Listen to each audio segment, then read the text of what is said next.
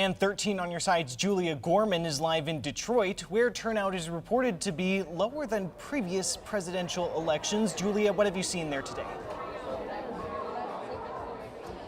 Josh, Julia, good evening. Yeah, we are inside the watch party, of course, for Representative Elissa Slotkin, who, as we've been telling you for weeks, Josh has been telling you for months, is a part of this highly competitive race for the open U.S. Senate seat that was vacated after Senator Debbie Stabenow announced her retirement. And it was sort of this mad dash to figure out who, of course, was going to replace that spot on behalf of the state of Michigan.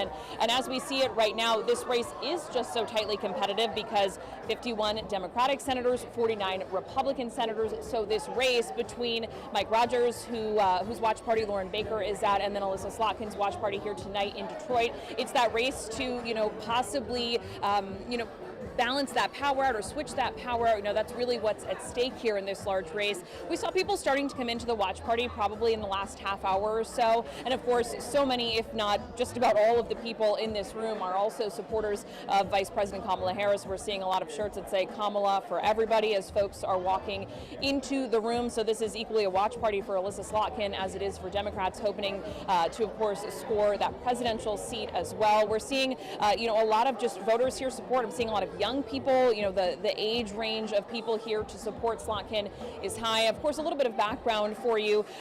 Current Michigan Representative Elissa Slotkin represents the 7th District. Some big things we know about her: a former CIA analyst. She's in her 3rd term as a representative. She has received support from former President Barack Obama, and she also received that support from longtime Senator Debbie Stabenow. Of course, that's the seat that she's hoping to fill. Things we've heard about from her over this campaign: defending reproductive rights. Of course, that's a big push from the Democratic side as a whole.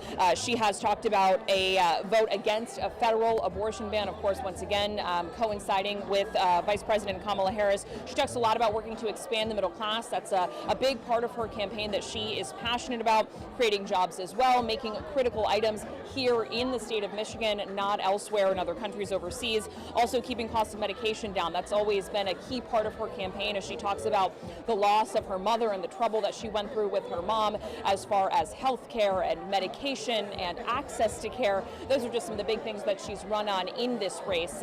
Again, lots of people here. We're probably starting to fill maybe close to 100 folks here at the watch party. This is all happening, of course, I should have started with inside the Motor City Casino here in Detroit. So I'm hoping to be able to talk with some folks here about why they came out to the watch party. Of course, we know the result that they're hoping to see, but what makes them so passionate about Slotkin and what they really are hoping to see out of her if she were to get the win here tonight. So we will toss it back to you guys in the studio and hopefully return with some words from voters and supporters here at the watch party for Elissa Slotkin. For now, live here in Detroit, I'm Julia Gorman, 13 on your side. Thank you, Julia.